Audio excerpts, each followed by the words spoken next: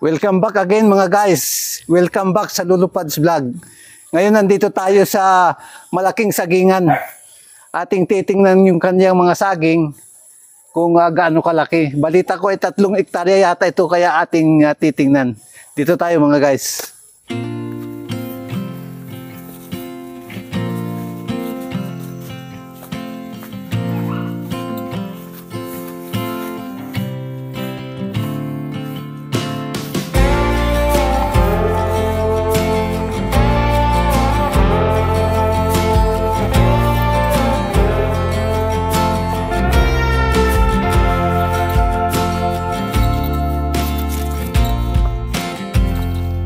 Ito ba yun yung una ninyong nabiling lupa? Hindi po, yung doon po sa bundok. Doon pa sa bundok. Iba pa to? Opo. Pero sa inyo rin ito? Opo. Oh, talagang masinsukan pala sa ano.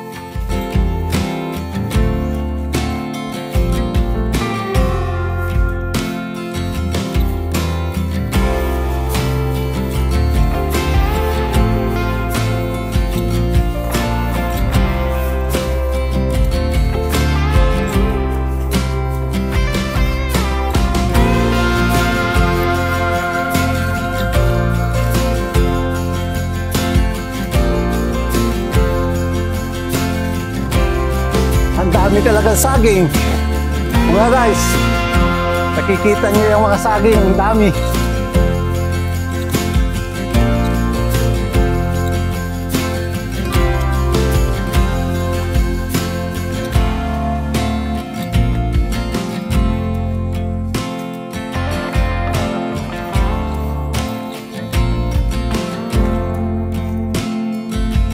Mga guys, ito ay isang success story ng nagsimula sa wala at ngayon ay nag-success na at ang kanilang sagingan ay 3 hektarya na.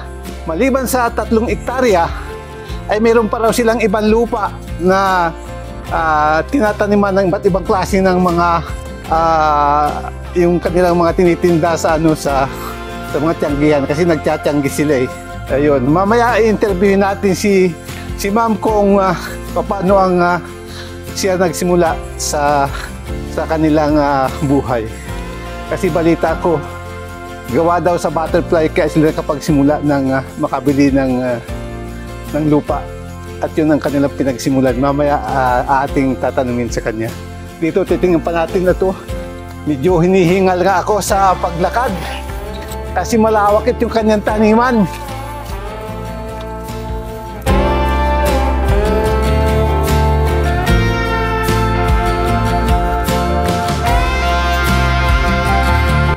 Marami talaga. Maraming pira pala ito. Sa dahon pa lang, kikita ka na ng malaki dito.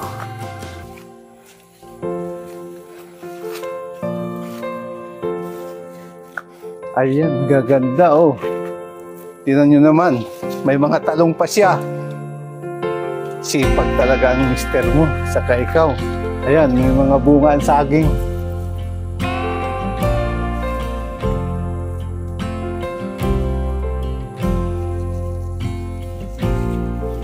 Buti hindi man ito ninanakaw. Wala naman pong ano dito. Walang nagnanakaw, mabait naman pala ang tao dito eh. Papuntahan pa po natin hanggang dulo. Ang layo yata pa doon. Ayan po po. Dulo lamang. Malinis naman po dito at yan ay nalinisan namin. Sige daw, tara.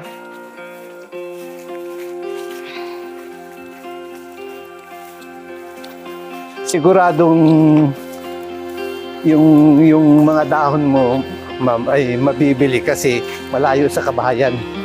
Ang ayaw lang kasi nung kabahayan ay yung pag mayroong malapit sa kabahayan kasi minsan nagkakaroon daw ng virus. Ingat at baka ka dyan maano.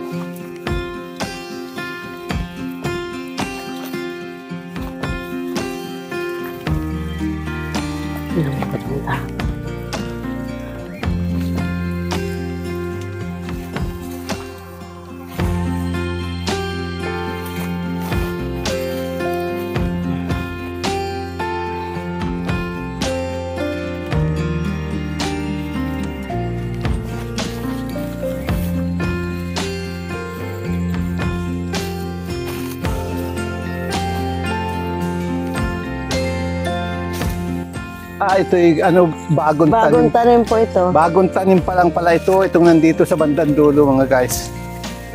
Bagong tanim pa lang yung mga saging dito.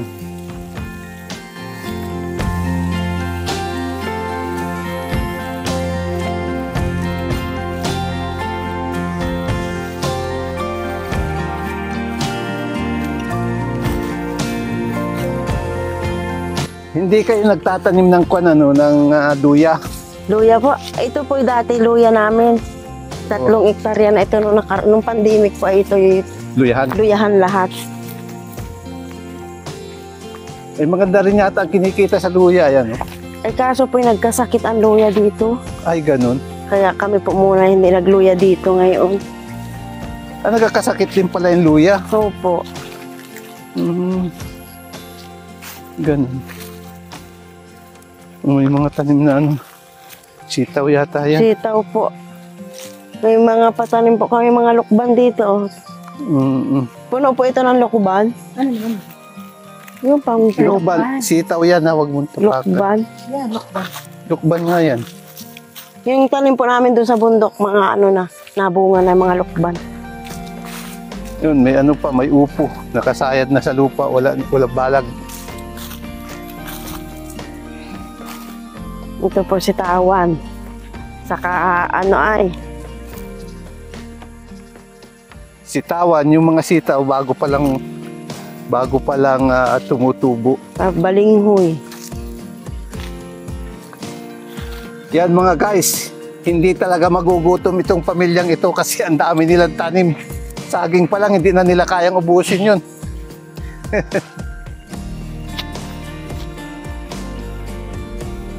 Hanggang dyan pa po yan sa kabila dyan. Malayo pa. Hanggang dun pa. Yan po. Ang ganda pa. Ang daan din sa.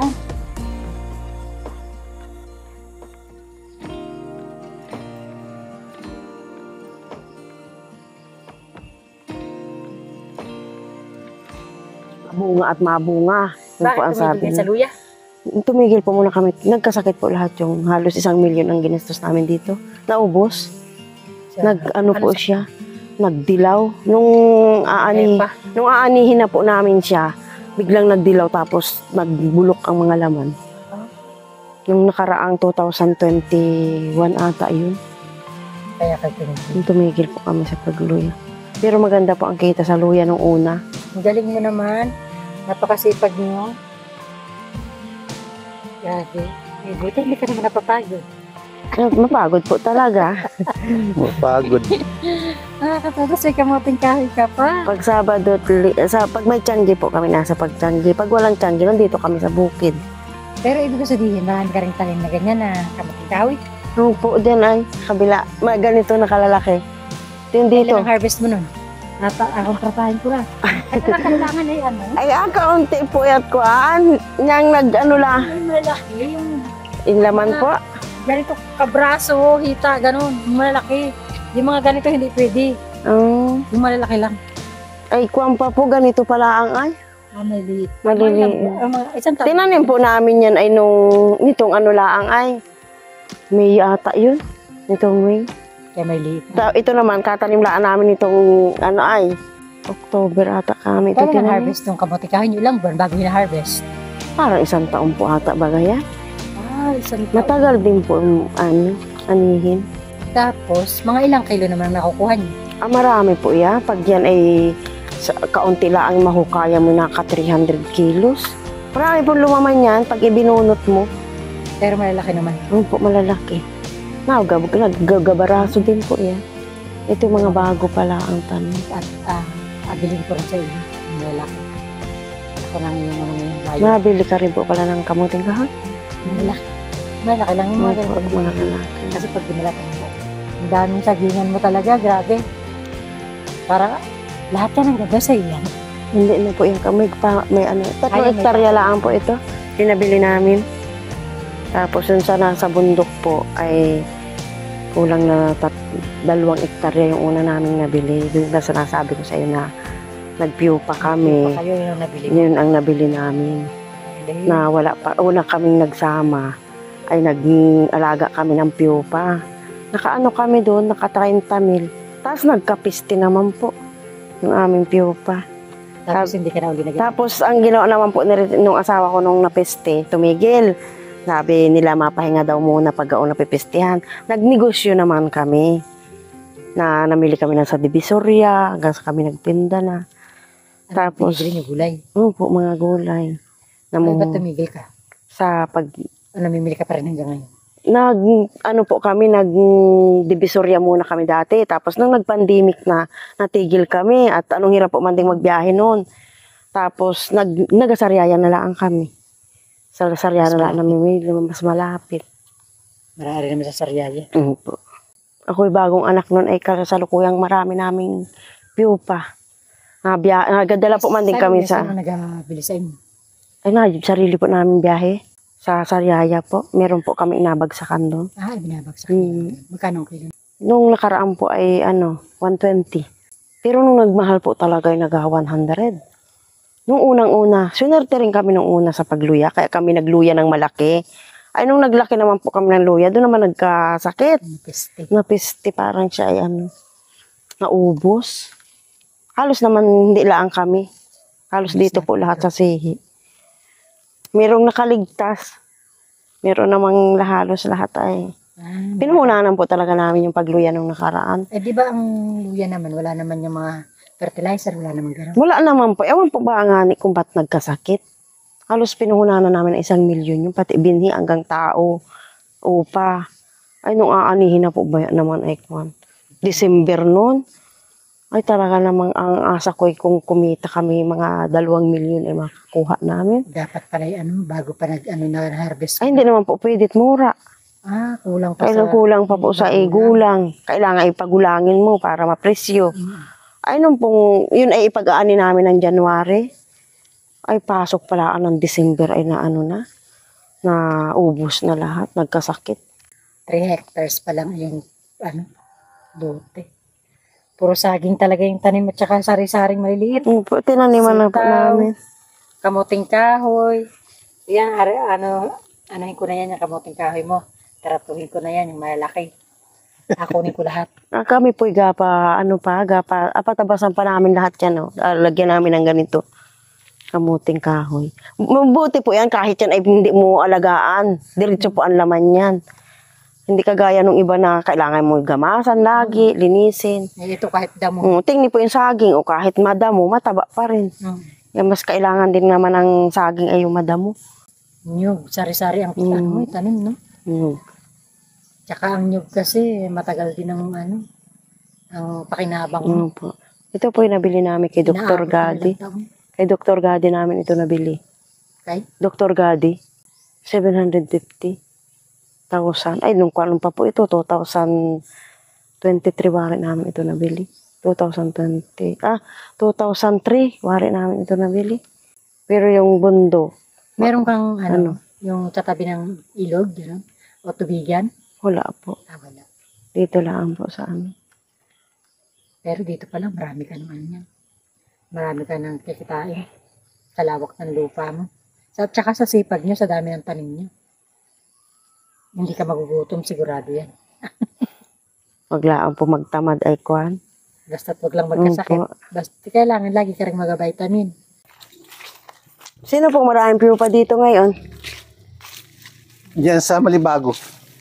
Meron sa... Tatandaan ko na nga si Richards noon. 2,000 nag-deliver. Ay, magkano lang noon? Parang 18. Oo, noon. Mura pa naman noon Nung kaunahan, 3 lang ang pulitis. Oo, noon. Na-deliver siya minsan 200. Sabado at Linggo Sabado at Martes. Libtangin at saka gasan.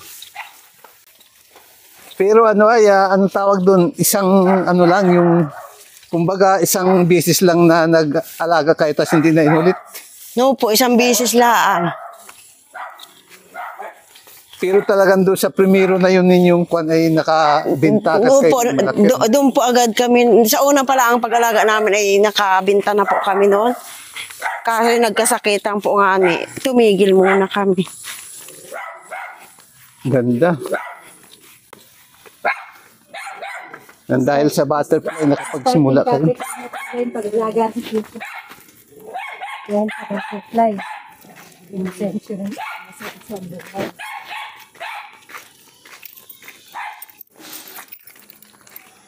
Yan po si Ate Vicky yan. Asawa ni si Arman. Ano na rin eh. Gumanda rin ang buhay ni Vicky sa ano eh. Simula lang din siya sa pagbila-bila. Hektarya. Tapos Walang hektarya, puro nyug yun. po, nyug. Tapos ito po yung yung binabili namin na 3 hektarya na sagingan ang tinanim at saka nyug. Tapos yung naroon po sa tabing kalsada sa may bahay. Pinabili rin ako doon 120,000 tabing kalsada. Gaano kalaki naman yung bukpat? Wala pa pong yun, 1 hektarya yung naroon doon sa may sa may tabing kalsada. Kaya medyo mahal na. Napansin po ninyo yung may bagong green doon? May green na parang bagong gawang agaw yung babuyan. Oo. Yung katabi po noon gate na pula. Yun yung sa akin. Ay, good. Garahe ko ng sasakyan. Ano sasakyan mong pang tracking? Tracking. Nakabili po akong tracking. Naluwas ang kabila. Anong klaseng truck? Po, ano yan ay? Yung nandito sa may harapan ninyo? Hindi, iba pa po yun. Hindi po yun yung naroon sa looban po nung nabili kong lupa. 2 po yung truck ko doon. Anong araw na biyahe yung truck mo? Ano po, Luni, Merkulis. Sariaya lang po. Sorry.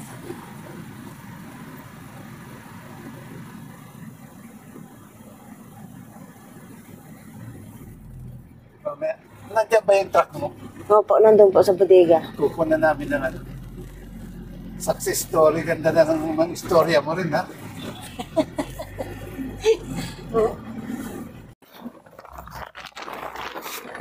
Ayan mga guys.